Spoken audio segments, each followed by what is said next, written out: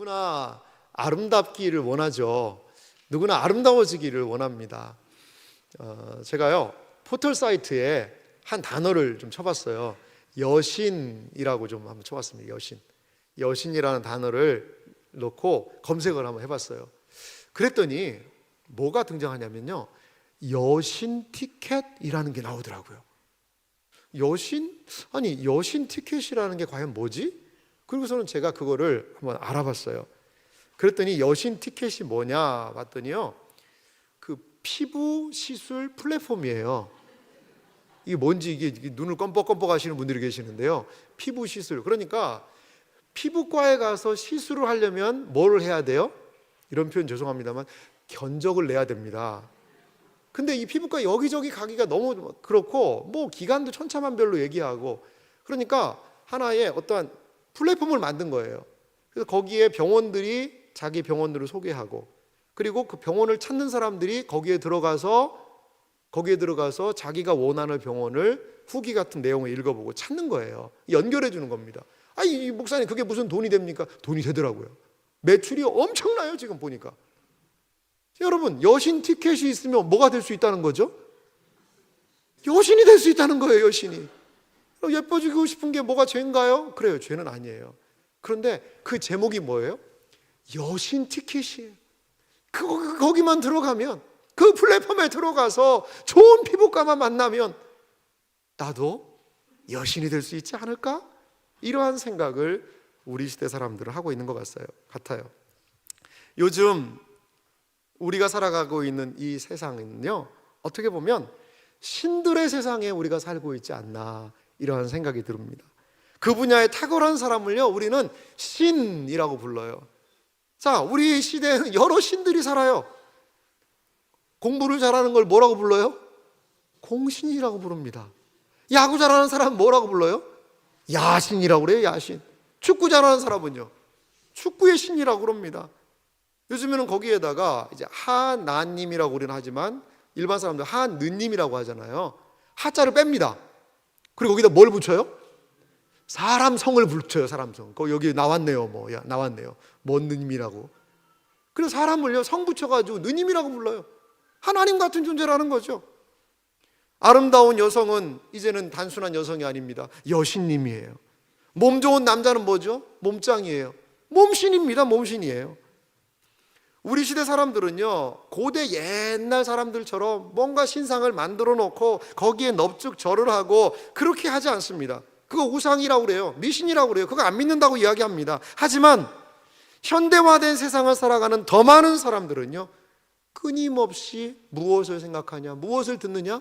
신화를 듣고 신화라는 것을 추구하면서 살고 있다는 거죠. 우리는 돈이 우리의 인생에게 행복을 줄 수 있다라는 이야기를 듣고 돈을 따라 삽니다. 돈이 신이 되고 있습니다. 우리 시대는 무엇보다도 과학을 믿어요. 그래서 과학적이라는 것은 믿을 수 있다고 생각하고, 과학이 가져온 기술의 발전을 너무 많은 사람들은 신뢰하고 있습니다. 기술이요 신이 되고 있는 시대입니다. 과학이요 신이 되고 있는 시대입니다. 이 모든 것들이 필요 없다는 게 아니에요. 중요합니다. 하지만 그것이 중요한 걸 넘어서서 숭배의 대상이 되고 있는 우리의 시대의 모습이 아닌가 생각이 들어요. 즐거움을 추구합니다. 그래서 뭐라고 그러냐면요, 죽도록 즐기기라는 거죠. 엔터테인먼트, 온갖 세상의 오락거리, 이것을 즐겨야지만 행복할 수 있어 라고 세상은 신화를 말하고 있습니다. 수많은 사람들이 이러한 신화를 듣고 그 신화를 따라서 살아갑니다. 그것을 얻으면 행복할 것이라고 생각해서 끊임없이 세상의 신화들을 따라가고 있습니다. 돈에, 세상의 물질 문명에, 세상의 즐거움에 그러한 것을 추구하고 또한 그러한 것의 지배를 받으며 살아가고 있다는 겁니다. 우리가 너무나도 쉽게 접하고 있는, 여러분 이 스마트폰 보세요. 얼마나 잘 만든 기계입니까? 이 기계를 가지고 이 기계를, 기술 문명을 인간이 지배하는 것 같아요. 그런데요, 이 스마트폰으로 쉽게 접근할 수 있는 너튜브라는 게 있잖아요. 너튜브 우리 잘 보지 않습니까? 근데 얘가 엄청 똑똑해졌어요. 내가 뭘 찾아서 하나 보면은요, 내가 관심 있는 주제를 그 다음에 얘가 올려줘요. 찾아줘요. 그래서 그걸 또 따라가서 보다 보면요, 또 더 재밌는 걸 밑에 보여줘요. 그래서요, 하루 종일도 이거 볼 수 있습니다. 아무것도 안 하고. 여러분, 이것이 이 기계가 내가 이 기계를 지배하는 겁니까? 아니면 이 기계에 내가 지금 순종하고 있는 겁니까? 거의요, 순종 수준이에요. 이거 봐야 돼. 어머, 이건 봐야 해. 어머, 이거까지만 봐야 돼. 그러면서요, 이 기계가 시키는 대로 네, 순종하고 있는 그러한 시대는 아닐까요? 여러분, 그렇습니다. 이것이 우리가 살아가고 있는 이 세상의 모습입니다. 신을 추구하고 신화를 추구하고 그러한 기술 문명 속에서 무엇인가 인간이 지배하는 것 같지만 지배를 당하고 있는 것과 같은 이러한 세상의 모습이 우리 시대 모습은 아닐까요? 많은 사람들은 이야기합니다. 우리는요, 목사님, 우상 숭배 그런 거 안 합니다 라고 이야기를 하지만 작년에 돌아가신 미국의 영향력 있는 목사님이었던 팀 켈러 목사님은 이러한 이야기를 남겨놓으셨어요. 무엇이든지 당신이 그것을 보며 마음 깊은 곳에서 이렇게 말한다면 그게 곧 우상이다. 저것만 있으면 내 삶이 의미 있어질 거야. 나도 가치 있는 사람이 될 거야. 내가 중요해지고 안정감이 들 거야. 이런 관계를 여러 가지로 표현할 수 있지만 가장 적합한 말은 숭배, 월십일 것이다. 우리 시대는요, 우상을 안 섬긴다고 이야기해요. 하지만 사람들의 마음 속에는 저마다 숭배하는 거, 어머, 이건 사야 해. 그런 것들 있잖아요. 저것만 있으면 내가 행복할 텐데 라고 하는 그러한 것들, 그것이 바로 우상이 될 수 있는 그러한 시대라는 것입니다. 저는 지난 2주간 사도 바울의 여정을 따라서 성경에 있는 지역들을 좀 돌아보고 탐사하는 시간을 가졌습니다. 참 귀하고 복된 시간을 주신 교회와 여러 성도님들께 너무 감사드립니다. 곳곳마다 사도 바울의 복음을 전한 흔적과 여정이 남아 있었습니다. 튀르키예, 그리스, 사도 바울을 따라 사도 바울이 순교한 로마까지 다녀왔는데요. 오늘은 그리스에 남아있던 그런 사도 바울의 흔적들을 함께 우리 성도님들과 나누기를 원합니다. 튀르키예는 왜 안 하냐고요? 금요일날 했습니다, 여러분. 금요일날 튀르키예는 했는데요. 여러분, 그리스에서 과연 사도 바울의 흔적이 2000년이 지난 지금까지도 어떻게 남아 있는지 우리를 말씀을 통해 함께 살펴보기 원합니다. 먼저 함께 살펴보기 원하는 곳은요, 아테네라는 곳입니다. 사도 바울이요, 아테네, 그리스의 아테네에 바울이 갔던 것을 볼 수 있습니다. 전체적인 내용을 알기 위해서 지도 하나 준비했는지 한번 보실래요? 이게 사도 바울이 2차 전도 여행을 한 그런 지도입니다. 안디옥이라는 곳이 있죠. 수리아 안디옥이라는 그 지역이에요. 거기에서부터 출발을 해서 갈라디아라고 되어 있는 이 지역이요, 소아시아라고 그때 불렀고요, 지금 튀르키예 지역입니다. 거기에서 이제 저 위에 보면 빌립보라고 있어요. 거기가 유럽이거든요. 사도 바울은 아시아에서, 소아시아에서 복음을 전하기 원했는데 하나님의 인도함을 따라 빌립보로 갑니다. 데살로니가를 지나서요, 베레아 지역을 지나서 어디까지 왔느냐? 아테네, 아덴까지 내려온 것을 볼 수가 있습니다. 사도 바울은 2차 복음전도 여정을 통해 아테네까지 오게 되었습니다. 사도행전 17장 16절에 보니까요, 이렇게 말합니다. 바울이 아덴에서 그들을 기다리다가 그 성에 우상이 가득한 것을 보고 마음에 격분하여. 사도 바울이요, 아덴에 가 있었다는 거죠. 여러분, 아테네가 어떤 도시입니까? 아테네는 학문의 도시입니다. 철학과 사상이 발달한 곳이었습니다. 하지만 사도 바울이 그 아테네를 가서 딱 보니까요, 온갖 우상들이 많이 있기 때문에 내적인 분노가 일어났다라고 오늘 성경은 기록하고 있습니다. 아테네에는 수많은 신들이 즐비합니다. 승리의 여신인 니케, 그리고 미와 사랑의 여신인 아프로디테, 신들의 신인 제우스, 그리고 또한 불과 대장장이의 신인 헤파이스토스, 이러한 수많은 신전들이요, 아테네를 꽉 채우고 있는 것을 사도 바울은 보았습니다. 사도 바울은 그 당시에 철학자들과 변론을 합니다. 이야기를 합니다. 그리고 사람들에 의해 아레오바고라는 곳에 사도 바울이 서게 되었습니다. 사도행전 17장 19절 말씀 보니까요, 이렇게 말합니다. 그를 붙들어 아레오바고로 가며 말하기를, 내가 말하는 이 새로운 가르침이 무엇인지 우리가 알 수 있겠느냐? 아테네 사람들이 사도 바울에게 이러한 질문을 했어요. 그래서 아레오바고라는 곳으로 사도 바울이 같이 갔다는 거죠. 자, 22절 오늘 본문 말씀인데요, 바울의 모습입니다. 바울이 아레오바고 가운데 서서 말하되, 아덴 사람들아, 너희를 보니 범사에 종교심이 많도다. 아레오바고라는 곳에 바울이 딱 서서 그들에게 이야기를 하고, 그리고 참되신 하나님이 누구이신지를 증언했다라는 것이 사도행전 17장에 사도 바울이 이야기하고 있는 아레오바고에서의 그러한 일입니다. 이 아레오바고라는 단어가 성경에 기록이 되어 있잖아요. 이제 아레오라는 것은요, 그 신들 중에 아레스라는 신이 있습니다. 전쟁의 신인데요. 그리고 바고는 파고스라는 뜻이더라고요. 언덕이란 뜻입니다. 근데요, 지금 이 아테네에요, 아레오바고가 있더라고요.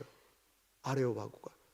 그래서 사도 바울이 서 있었던 곳으로 추정되는 아레오바고를 제가 좀 영상으로 하나 준비해 봤는데요.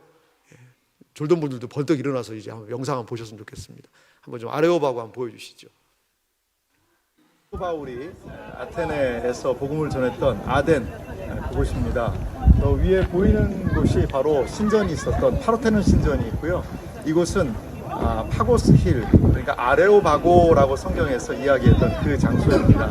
2000년 전에 사도 바울은 이 자리에 서서 이 아테네의 많은 사람들에게 복음을 선포했던 그 자리가 바로 이 아레오바고 파고스, 아레오파고스 언덕입니다. 이곳에서 복음을 전했던 사도 바울, 저런 강력한 신전이 있었지만 그것을 바라보면서 복음의 능력을 전달할 수 있었던 것 같습니다. 이곳에서 다시 한번 복음의 은혜와 능력을 생각해보는 그러한 시간을 갖고 있습니다. 이곳은 파고스힐 아레오파고스입니다. 네, 저런 곳이었습니다, 여러분. 네, 바람도 많이 불고 해가지고 제가 촬영을 했는데 그게 음질 상태가 좋지는 않습니다만 느낌은 아시겠죠?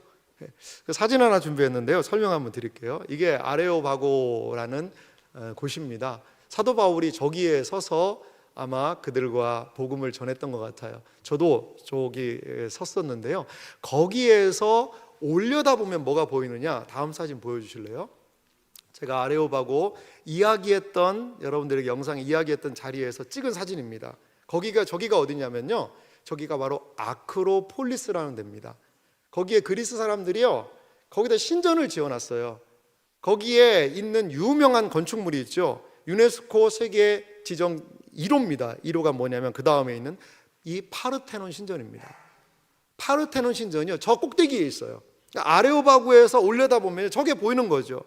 지금도 사람이 얼마나 많이 거기에 있든지요, 그 다음 사진을 보면 거기를 이제 올라가는, 이 파르테논 신전 쪽으로 올라가는 그러한 길의 모습을 제가 담아왔습니다.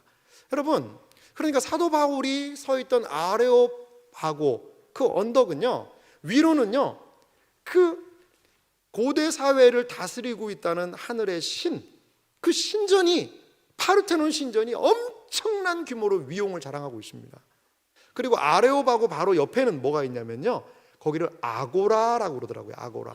거기서 사람들이 장사도 하고 서로 토론도 하고 그리고 여러 가지를 하고 물건도 팔고 하는 그러한 생활의 중심지가 아고라예요. 그게 바로 아레오바고 거기에서 보이더라고요. 그러니까 사도 바울이 딱 서 있는 아레오 이 언덕, 이 아레오바고 이 언덕은요, 위로는 뭐가 있어요? 신전이 있어요. 신이 세상을 다스린다는 거죠. 아래는 뭐가 있어요? 왕성한 사람들의 경제적인 활동과 사람의 모습이 있어요. 여러분, 주눅들지 않았을까요? 그렇게 신전이 위용을 차지하고 있고 사람들이 이렇게 활기차게 경제적인 활동을 하고 있는 그 사이에 아레오바구에 사도 바울은 서서 무엇을요? 살아 계신 하나님을 증거하고 있는 거예요. 증거하고 있는 겁니다. 사도 바울은 사도행전 17장 24절에서 이렇게 이야기를 합니다. 우주와 그 가운데 있는 만물을 지으신 하나님께서는 천지의 주제시니 손으로 지은 전에 계시지 아니하시고, 하나님에 대하여서 이 아레오바고에 서서 사도 바울은 그 시대의 사람들에게 담대히 외치고 있습니다.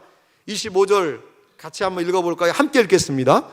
또 무엇이 부족한 것처럼 사람의 손으로 섬김을 받으시는 것이 아니니 이는 만민에게 생명과 호흡과 만물을 친히 주시는 이심이라. 아멘. 하나님에 대하여서 그 자리에 아레오바고에 서서 신들이 중심이 된 세상, 사람들이 그 무엇인가를 올려서 세상의 일들을 감당하고 있는 그 자리에 서서 사도 바울은 주님을 외쳤다는 겁니다. 우리가 살아가는 세상은요, 사도 바울이 복음을 전했던 아테네와 조금도 다르지 않습니다. 우리의 머리 위에는 온갖 세상의 성공 신화들이 들립니다. 우리의 옆에는 그 신화를 따라가는 사람들이 보입니다. 세상의 소리를 함께 따라가지 않으면 안 될 것 같은 것이 우리 시대의 분위기입니다. 너도 나도 성공의 신화, 세상의 방식으로 달려가고 있습니다. 성공을 위해서, 행복을 위해서 세상이 말하는 신화의 말의 그 방향을 따라 달려가고 있는 것이 우리 시대의 모습 아닙니까? 한 사람은 우리 시대를 이렇게 말하고 있습니다. 무엇이든지 우리를 지배하는 것이 우리의 주인이다. 권력을 추구하는 사람은 권력에 지배당하고, 사람에게 받아들여지기 원하는 사람은 좋아하는 사람에게 지배당한다. 우리는 스스로를 지배하는 것이 아니라 자기 삶의 주인에게 지배당한다. 세상에 우리가 어머 이건 사야 해, 어머 저게 있어야 해 라고 사람들이 계속해서 부추기고 있는 그것을 따라가게 되면 그것을 우리가 지배하는 것이 아니라요, 그게 우리를 지배한다는 거죠. 이 문명의 이로운 기계, 내 돈 주고 내가 샀으니까 너는 내 말 잘 들어라 라고 이야기를 하고 싶지만 어느 순간에 핸드폰이 시키는 대로 순종하고 있는 우리의 모습을 보는 것은 매우 씁쓸한 이야기 아닌가요? 그렇습니다. 우리가 추구하는 세상의 것들에 지배당하며 살고 있는 것이 어떻게 보면 우리 시대의 모습입니다. 사도 바울이 아테네에서 세상을 지배하는 것과 같은 그 존재들 앞에서도 그 세상의 분위기를 거스르면서 담대하게 외쳤지만, 우리 시대는 우리를 은연중에 지배하고 있는 것들에게 우리는 아무 소리도 못하고 있지 않지 않나 생각해 보게 됩니다. 우리를 지배하는 세상에 대해 우리는요 담대히 외쳐야 됩니다. 우리를 끊임없이 유혹하고 굴복하려는 세상에 대해서 담대하게 신자는 말할 수 있어야 합니다. 오직 참된 신은 하나님뿐이시다. 할렐루야. 오직 하나님만이 진정한 만족과 참된 기쁨을 줄 수 있다라고 우리 그리스도인들은 외쳐야 할 줄 믿으시기 바랍니다. 사도 요한은 이렇게 요한일서 2장을 통해서 말씀하고 있어요. 이 세상이나 세상에 있는 것들을 사랑하지 말라. 누구든지 세상을 사랑하면 아버지의 사랑이 그 안에 있지 아니하니 이는 세상에 있는 모든 것이 육신의 정욕과 안목의 정욕과 이생의 자랑이니 다 아버지께로부터 온 것이 아니요 세상으로부터 온 것이라. 이 세상도 그 정욕도 지나가되 오직 하나님의 뜻을 행하는 자는 영원히 거하느니라. 할렐루야. 사랑하는 성도 여러분, 그렇습니다. 거짓 신들의 세상에서 오직 참되신 하나님을 붙들고 나아갈 수 있는 여러분들이 되시기를 주님의 이름으로 간절히 소망합니다. 저는 사도 바울의 여정을 따라 고린도로 이동을 했습니다. 고린도, 그 땅이 바로 하나님께서 역사하셨던 놀라운 땅이 되어 있는 것을 확인할 수 있었습니다. 사도행전 18장 1절에 보니까요, 이런 말씀이 있어요. 그 후에 바울이 아덴을 떠나 고린도에 이르러, 이 아덴에서 차를 타고 이동을 했는데요, 고린도까지 약 100km 정도 거리가 있더라고요. 그래서 차로 그 거리를 이동을 했습니다. 그런데 이 고린도는요, 항구 도시입니다. 항구 도시고요. 그리고 이 항구 도시인데요, 이 고린도 성이요, 엄청나게 큰 그 산 위에 요새처럼 있는 것을 볼 수가 있었어요. 아마도 사도 바울이요, 이 고린도 지역으로 복음을 전하러 가면서 그 마음에 두려움이 있었던 것 같아요. 사도행전 18장 9절 말씀 보니까, 그래서 고린도에서 하나님이 독특하게, 예수님이 바울에게 하신 일이 있어요. 사도행전 18장 9절을 제가 읽어보면요, 밤에 주께서, 예수님이 환상 가운데 바울에게 말씀하시되 두려워하지 말며 침묵하지 말고 말하라. 아마 고린도에서 사도 바울이 매우 두려웠던 것 같아요. 그래서 어떻게 하라는 거죠? 두려워하지 말라는 거죠. 침묵하지 말고 말하라는 겁니다. 자, 사도행전 18장 10절, 예수님은 사도 바울에게 어떻게 말씀하셨는지 같이 한번 읽어보도록 하겠습니다. 함께 10절을 읽습니다. 내가 너와 함께 있음에 어떤 사람도 너를 대적하여 해롭게 할 자가 없을 것이니 이는 이 성중에 내 백성이 많음이라 하시더라. 아멘. 이 성중에 내 백성이 많다는 거죠. 이 견고해 보이는 성중에 내 백성이 많다는 거죠. 아직 복음을 듣지 못한 사람들이 허다한데요, 주님은 그 안에서 주님의 백성들을 보셨다는 겁니다. 고린도는 당시 이 아테네하고요, 매우 경쟁적인 그런 도시였다고 그래요. 그리고 이 항구 도시기도 하고 여러 가지 부유한 도시였습니다. 이 고린도에는 미와 사랑의 여신인 아프로디테라는 그 여신의 큰 신전이 있었다고 합니다. 이게 이제 로마 사람들은 비너스라고 불렀습니다. 그래서 그 신전에서요, 수종 들고 하는 여성들이요 1000명이 있었다고요. 1000명. 그런데 거기에서 이들이 한 일은 무엇이냐면요, 온갖 수많은 사람들이 그 신전에 왔다 갔다 하고 방탕을 일삼는 그러한 고린도 지역이었다고 해요. 사도 바울은 성경에 보니까 1년 6개월 동안 1년 반의 고린도에 머뭅니다. 그리고 복음을 증거했습니다. 이 고대 도시 아크로 고린도라고 이야기했는데, 아크로는 무슨 뜻이냐? 위란 뜻입니다. 위에 있는 그 고린도는요, 이 산 위에 세워져 있는데 그 산 높이가요 566m나 되는 산입니다. 제가 그 산을 한번 올라가면서 찍어봤는데요, 이런 산이에요. 완전 바위산이더라고요. 그 산 꼭대기에다가 아크로 고린도 도시를 건설한 거예요. 아니, 저렇게 환경도 안 좋은 데다 왜 도시를 만들었을까? 그 당시에는 전쟁이 많잖아요. 외부가 침략을 하니까 일단은 안전이 우선이었거든요. 그래서 저 산 꼭대기 위에다가 아크로 도시 고린도를 건설했습니다. 다음 사진을 좀 보면은요, 여기 아크로 고린도스라고 거기에 적혀 있는데요, 여기가 예전에, 그러니까 사도 바울이 아마 이 길을 따라서 올라가지 않았을까라고 생각되는 그런 아크로 도시, 아크로 고린도의 모습입니다. 그 다음 사진도 보면은요, 여기가요 완전 성체입니다. 성체. 저도 고린도가 이런 곳인지는 몰랐어요. 근데 오르막 길이 있고요, 문이 3개나 됩니다. 1차 문을 통과하고 성문, 2차 라인 문을 통과하고 3차 문을 통과해 들어가야 거기에 도시가 구축되어 있는 것을 볼 수가 있었습니다. 견고해 보이죠. 완전 철옹성입니다. 그러니까 거기 올라가면서 두려운 거죠. 과연 이곳이, 이 견고한 사람들이, 이 향락을 즐기는 사람들에게 복음이 증거될 수 있을까? 라는 것을 생각할 때, 인간적으로 생각할 때는 두려운 거예요. 하지만 1년 6개월 동안 사도 바울은 복음에 순종했습니다. 하나님의 말씀에 순종했습니다. 그리고 거기에서 복음을 전했어요. 제가 고린도에 가서요 매우 놀라운 한 곳을 방문을 했습니다. 그곳이 어디냐면 바로 사도 바울 기념교회예요. 이렇게 그 교회가 생겼는데요, 그리스는 정교회, 우리랑 신앙의 모습이 조금은 달라요. 정교회를 이분들이 좀 믿고 있는데요, 여러분들 보면 그 교회 양쪽에 그림이 있죠. 누가 사도 바울일까요? 누가 사도 바울일까요? 예, 맞습니다. 이쪽에 여러분들이 보실 때 오른쪽에 있는 게 사도 바울의 모습입니다. 그럼 왼쪽은 누굴까요? 왼쪽은 누굴까요? 베드로입니다. 베드로. 기둥같이 쓰임 받았던 베드로의 사도를 또 이렇게 그림을 그려놨더라고요. 그리스 종교에는 이 아이콘이라고 그러죠. 이 그림 이런 것들을 좀 매우 중요시하는 그런 전통이 있더라고요. 그런데요, 그 교회, 이 교회가 뭐 화재도 났었고 역사의 부침 속에 재건되기도 하고 그런 교회인데요.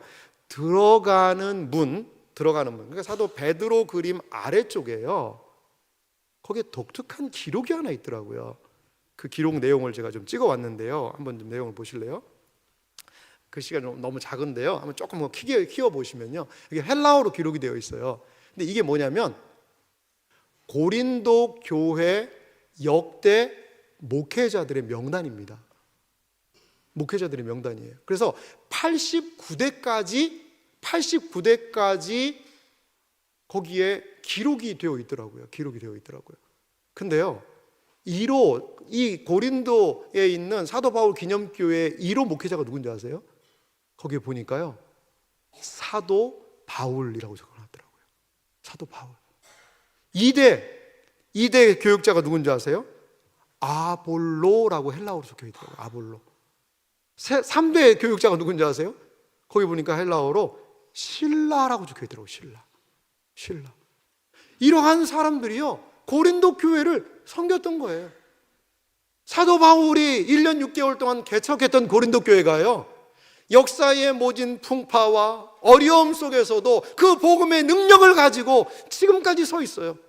89대 목사님을 제가 이렇게 89대 사역자를 봤더니요, 이분이 언제부터 사역을 했느냐? 2006년부터 사역했더라고요. 2006년부터. 근데 이 바울 기념교회 목회자의 특징이 있어요. 물론 사도들이 했을 때는 뭐 제외됩니다만, 한번 그 교회 목회자가 되면요, 죽어야 끝난다고 그러더라고요. 죽어야. 은퇴가 없어요. 죽어야 끝나는 거예요. 돌아가셔야. 아마 고린도에 있는 이 사도 바울 기념교회는요, 거기에 90이라는 숫자를 적어놓고요, 아무것도 안 적어놨어요. 93까지 숫자 적어놨더라고요. 이제 이분 2006년부터 섬기는 이분이 돌아가시면 90대 목사님이 그 교회를 또 섬길 겁니다. 주님 오시는 그날까지 말이죠. 여러분, 2000년이라는 그 유고한 시간을 고린도 사람들은 사도 바울이 증거했던 그 복음의 역사를 받아들이며 역사의 어렵고 힘든 그 시간을 처몸된 교회를 지켜오고 있었던 것을 확인할 수 있었습니다. 여러분, 두렵죠? 과연 복음이 될까? 과연 믿을 수 있을까? 과연 이 믿는 게 정말 이게 정말 대단한 걸까? 이것으로 이 세상을 살아갈 수 있을까? 신들의 세상과도 같고 신화가 난무하는 이 세상을 과연 감당할 수 있을까? 사도 바울은 감당했어요. 무엇 때문일까요? 무엇 때문에, 무엇이 우리랑 똑같은 그 사도 바울 그 사람이 이러한 복음의 능력을 경험하며 그 사역을 감당할 수 있었을까요? 로마서 1장 16절은 사도 바울이 붙들었던 것이 무엇인지를 우리에게 이렇게 보여주고 있습니다. 같이 사도 바울의 용기와 사도 바울의 결단과 헌신과 수고의 근본이 되는 말씀이 저는 이 말씀이라고 보는데요, 같이 읽어보도록 합시다. 함께 읽습니다. 내가 복음을 부끄러워하지 아니하노니 이 복음은 모든 믿는 자에게 구원을 주시는 하나님의 능력이 됨이라. 먼저는 유대인에게요, 그리고 헬라인에게로다. 아멘. 사랑하는 성도 여러분, 사도 바울은 복음의 능력을 믿었습니다. 복음을 믿고 모든 믿는 자에게 구원을 주시는 하나님의 능력을 복음 안에서 경험하니까 아무리 세상의 신들이, 아무리 세상의 권세가 힘이 있어 보인다 하더라도 복음 아래에서, 복음 아래 그 모든 것들을 굴복시킬 수 있었더라는 거죠. 사랑하는 성도 여러분, 세상의 어떤 신들의 지배 당하지 마십시오. 오직 참되신 하나님만을 의지하고 섬기십시오. 세상의 신들이 주는 거짓 만족에서 벗어나십시오. 그리고 참된 만족이신 그리스도를 발견하십시오. 그리고 그분을 믿는 모든 자에게 구원을 주시는 하나님의 능력을 복음 안에서 경험할 수 있는 이 자리에 계신 모든 분들이 되시기를 간절히 소망합니다. 사도 바울이 아테네 아레오바고에서 복음 전했다고 그랬는데요. 그러면 아테네는 과연 어떻게 됐을까? 여러분, 거기 아테네에 헤파이토스 신전이라는 것이 있습니다. 그거는 아레오바고, 사도 바울이 복음을 전했던 그 바로 아래쪽에 있어요. 거기에 이제 아고라라는 그 지역 안에 있는데요. 그거는 위에 있는 그 신전은 위쪽에 있는 게 아니에요. 그건 좀 그 아고라 쪽에 있더라고요. 그런데 이 헤파이스토 신전 안에 제가 사진을 한번 찍어봤는데 이렇게 생긴 신전입니다. 위에 있는 신전들이 많이 파괴가 됐는데도 불구하고요, 이 파르테논 신전도요, 뭐 지붕도 없고 그래요. 그런데 이 신전은요, 이게 언제 지었냐면 기원전 한 5세기에 지었다고 그래요. 그러니까 사도 바울이 있을 때를 2000년으로 본다면, 2000년 전으로 본다면 그때 당시에도 한 400년 전에 지었던 건물이에요. 그 신을 위해서, 이 대장장이 불의 신을 위한 신전이었거든요. 근데 그 신전의 옆에 보니까 뭐가 있냐면 이 신전을 소개하는 그런 안내 문구가 있더라고요. 그걸 제가 찍어 왔는데 한번 보실래요? 보면은 그리스 그 사람들이 이제 헬라어를 쓰니까 헬라어로 적혀 있고 영어로 적혀 있어요. 근데 영어로 적혀 있는 그런 부분에 매우 놀라운 한 구절을 제가 발견을 했어요. 그 문장을 제가 가져와 봤는데요. 거기에 이렇게 되어 있더라고요. 이 신전, 템플이라고 얘기하는 신전은 헤파이소스 신전을 말합니다. 이 컨버티드라는 것은 이제 변화가 됐다는 그런 뜻이에요. 그런데 뭐로 됐느냐? 처치로. 어떤 교회냐? 세인트, ST는 세인트란 뜻이고 조지, 세인트 조지 교회로 개조된 것으로 보인다는 거죠. 이 아테네에 있는 신전이요, 거기가 뭐로 바뀌었어요? 하나님을 예배하는 교회가 된 거예요. 교회가. 그래서 여기에서 언제까지 예배드렸나 봤더니요, 1834년까지 여기에서 예배를 드렸다는 거죠. 사랑하는 성도 여러분, 아레오바고에서 그 위에 신전이 있고 사람들이 자신의 삶에 분주하고 하는, 거기에 아무도 듣는 것 같지 않는 복음의 능력이 과연 힘을 발휘할 수 있을까라고 외쳤던 그 아레오바고에서 사도 바울의 그 용기 있는 순종의 역사로 말미암아 하나님이요, 신전이 예배당이 되어서 수많은 사람들이 하나님을 경배하는 일들이 일어나게 하신 복음의 역사를 여러분 기억하시기 바랍니다. 사랑하는 성도 여러분, 그렇습니다. 사도 바울이 증거한 복음은 결코 헛되지 않았습니다. 참되신 하나님에 대한 선포는 시대를 넘어 사람들의 영혼에 복음의 능력을 경험하게 하였다는 사실을 여러분 기억하시기 바랍니다. 성경을 증거하는 그 땅에는 지금도 복음의 역사가 움직이고 있습니다. 하나님의 말씀은 지금도 살아 역사하십니다. 복음은 단순히 옛날을 기념하는 그러한 사건이 아닙니다.